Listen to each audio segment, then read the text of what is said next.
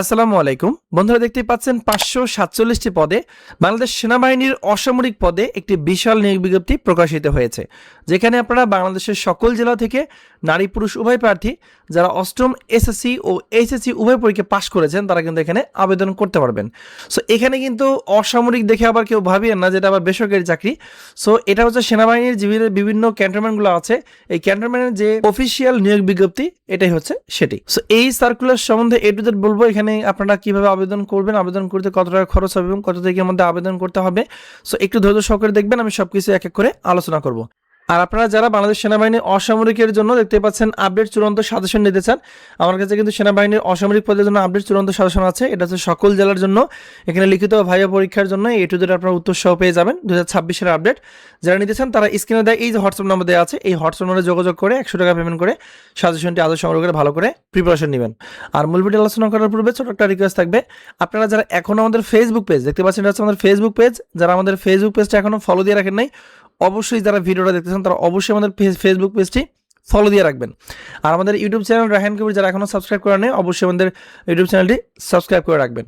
আমরা মূল টপিকে আসি। সো বাংলাদেশ সেনাবাহিনীর অসামরিক পদের এই সার্কুলারটি কিন্তু দৈনিক যুগান্তর পত্রিকার 24/6/2026 তারিখ পৃষ্ঠা নম্বর 6 কিন্তু প্রকাশিত হয়েছে। সো আমি এক এক করে বিস্তারিত আলোচনা করব, যেহেতু এখানে টোটাল 547টা পদ আছে। সো আমি আশা করি যে আপনারা প্রত্যেকেই চেষ্টা করবেন এই সার্কুলারটিতে আবেদন করার, কারণ এখানে যে নির্ধারিত কোনো উচ্চতা ওজন প্রয়োজন হবে এটা কিন্তু কোনো প্রয়োজন নেই। আপনারা যাদের উচ্চতা কম, শিক্ষাগত যোগ্যতা কম, হাইট কম, এটা কোনো প্রবলেম না, ঠিক আছে। সো অসামরিক পদের ক্ষেত্রে এগুলো কোনো প্রবলেম না, আপনারা কিন্তু আবেদন করতে পারবেন।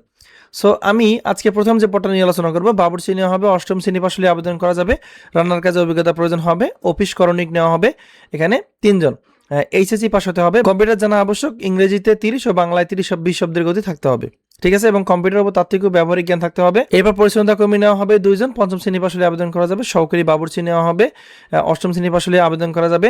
তবে ডান পাশে কিন্তু আপনারা দেখতে পাচ্ছেন আবেদনপত্র প্রেরণের ঠিকানা। সো আপনার আবেদনপত্র কিন্তু এই ঠিকানায় প্রেরণ করতে হবে। সো আবেদন ফর্ম পূরণ নিয়ে পরবর্তীতে আরও বিস্তারিত আলোচনা হবে। আর এখানে কিন্তু এই সার্কুলারটিতে টোটাল 29টা পেজ আছে। সো সবগুলো পেজ নিয়ে আলোচনা করা সম্ভব হবে না, আমি সংক্ষিপ্ত আকারে বলে দেবো।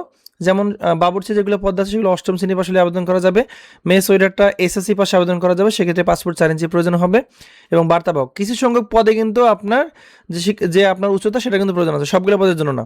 বার্তাবাহক নেওয়া হবে অষ্টম শ্রেণী পাস, মালি নেওয়া হবে পঞ্চম শ্রেণী পাস, ঠিক আছে। তারপরে ইউএসএম নেওয়া হবে পঞ্চম শ্রেণী পাস, বাবুর্চি নেওয়া হবে অষ্টম শ্রেণী পাস, এখানে ভাগ ভাগ করে দেওয়া আছে। এবার আরও কিছু দিকে অফিস করণিক তো এইচএসসি পাস বলে দিয়েছি। এক্সচেঞ্জ অপারেটর নেওয়া হবে এইচএসসি পাস, কম্পিউটারের ওপর তাত্ত্বিক ও ব্যবহারিক জ্ঞান থাকতে হবে, পেইন্টার নেওয়া হবে এখানে এসএসসি ভোকেশনাল থেকে হতে হবে। তারপরে টেলিকম মেকানিক নেওয়া হবে এসএসসি পাস হতে হবে, নিরাপত্তা প্রহরী অষ্টম শ্রেণী pass, mess waiter SSC pass, carpenter নেওয়া হবে পঞ্চম শ্রেণী পাস। সো ম্যাক্সিমামগুলোই কিন্তু পঞ্চম, অষ্টম ও এসএসসি পাস, ঠিক আছে। সো আপনারা আগে ভালো করে সার্কুলারটাকে পড়বেন, আর সার্কুলার কীভাবে নিতে পারবেন সে বিষয়টা আমি ভিডিও শেষে বলে দিচ্ছি। সো এখানে কিন্তু অনেকগুলো পদ দেওয়া আছে, আমি আসলে এত অল্প সময়ে এই 29টা পেজ আলোচনা করা কোনোভাবে আমার পক্ষে সম্ভব না। তাই আপনারা যেটা করবেন অবশ্যই এই সার্কুলারটাকে ডাউনলোড করে নেবেন। এই সার্কুলারটা কিন্তু আমাদের ওয়েবসাইটে পাওয়া যাবে। এখানে দেখেন বলে দেওয়া আছে, বিজ্ঞাপনে উল্লেখিত পদসমূহ সকল জেলা প্রার্থীরা আবেদন করতে পারবে। এই আবেদন ফর্মের সাথে আপনাকে 4 কপি পাসপোর্ট সাইজের রঙিন ছবি, সকল শিক্ষকের যোগ্যতা অভিজ্ঞতা সনদ, জাতীয় পরিচয়পত্র অথবা জন্ম নিবন্ধন সনদ, ইউনিয়ন পরিষদের চেয়ারম্যান কর্তৃক নাগরিকত্ব সনদ প্রয়োজন হবে, এগুলোর সত্যায়িত ফটোকপি করে দিতে হবে। আর এখানে কিন্তু বলে দেওয়া আছে, দেখেন, সংশ্লিষ্ট পদের বিপরীতে উল্লেখিত কর্তৃপক্ষের অনুকূলে 200 টাকা পে অর্ডার অথবা ব্যাংক ড্রাফট করতে হবে, ঠিক আছে। আর প্রবেশপত্র আপনাকে যে ঠিকানায় প্রেরণ করবে একটা ফেরত খাম দিতে হবে। এই বিষয়ে আবেদন পদ্ধতিতে বিস্তারিত আমি দেখাবো। আর 18 থেকে যাদের 32 বছর তারা কিন্তু এখানে আবেদন করতে পারবে। আর আবেদনটা পৌঁছাতে হবে 23 জুলাই 2026 তারিখের মধ্যে। সো এই সম্বন্ধে আবেদনটা করবেন। আর আবেদন কিন্তু কোন ঠিকানায় দেখবেন যে সার্কুলার ডান পাশে দেওয়া আছে কোন ঠিকানায় আপনি আবেদনপত্র প্রেরণ করবেন। এখন আপনি যে ক্যান্টনমেন্টের আওতায় আপনি আবেদন করতে চান সেই ক্যান্টনমেন্টের আওতায় ভালো করে দেখবেন যে ওই পদটা আছে কিনা, তাহলে যদি থাকে তাহলে ডান পাশে দেখবেন এখানে ঠিকানা দেওয়া আছে, এই ঠিকানায় আপনাকে ব্যাংক ড্রাফটও করতে হবে, এবং এই ঠিকানায় আপনার মাঠ হবে, এবং এই ঠিকানায় আপনার আবেদনপত্র গিয়ে জমা দিতে হবে, ঠিক আছে। সো আমি এই যে ফর্মটা আপনারা দেখতে পাচ্ছেন, আমি দেখাচ্ছি আপনাদেরকে, এই যে ফর্ম, এই ফর্মটার পরবর্তীতে ভিডিওতে কীভাবে পূরণ করতে হবে, সাথে কী আরও দিতে হবে, সব কিছু আমি এই ফর্মের মাধ্যমে হাতে নাতে লিখে আলোচনা করে দেখিয়ে দেবো।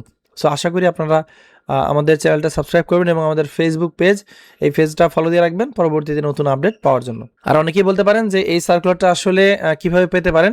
সো আমাদের যে ফেসবুক পেজ আছে, একটু পরে কিন্তু আমি আমাদের ভিডিওটি আমাদের ফেসবুক পেজে আমি পোস্ট দেবো। এই ফেসবুক পেজে এসে যে কোনো একটা ভিডিওর নিচে বা ওই ভিডিওটার নিচে জাস্ট কমেন্টে লিখবেন আর্মি সিআইভি 2026।